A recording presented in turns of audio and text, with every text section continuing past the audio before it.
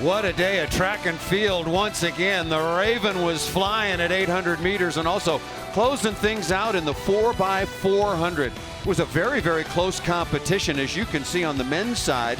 And on the women's side, the third-ranked Ducks just edged out Penn State. Washington acquitted themselves very, very well indeed. But a total, guys, of 8 meet records in this one. What a day at track and field. In the men's 110 hurdles, Devin Allen gets out to a great start. His first race at Hayward Field since 2014 after suffering a knee injury in football. Clips a couple hurdles, not the cleanest race in the world for him, but still good enough for a meet record as he continues to round out into shape for this 2016 outdoor season.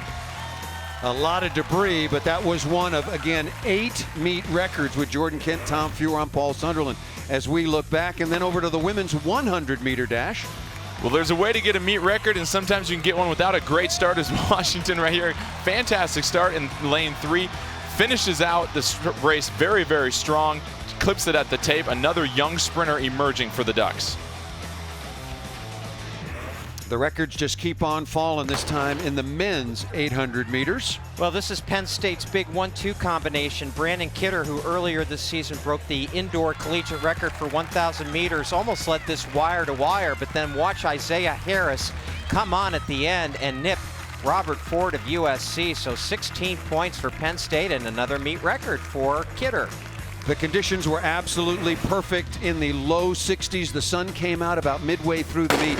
And then we move on for yet another meet record in the women's 400 hurdles. And Jade Stepter of USC, who's had a marvelous season, including a collegiate dual meet record in the 400, runs the 400-meter hurdles today and was brilliant all through the race. So Jade Stepter wins it for USC. And then we came down to the 4x400.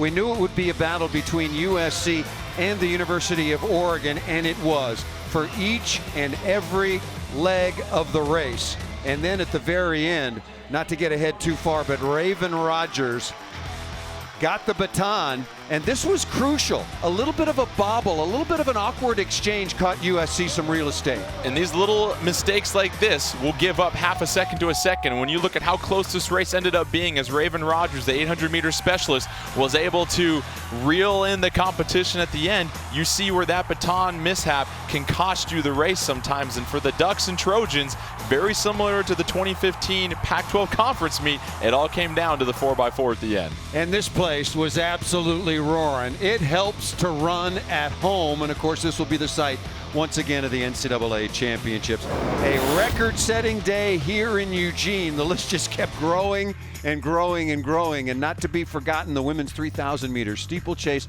Charlotte Prouse from Washington, 800 meters, Brandon Kidder, as we showed you, but just a marvelous day for track and field here in Eugene. Thank you for joining us on our wrap-up coverage at pac-12.com. Yeah, the Ducks. It's the Ducks. They were all good. See ya.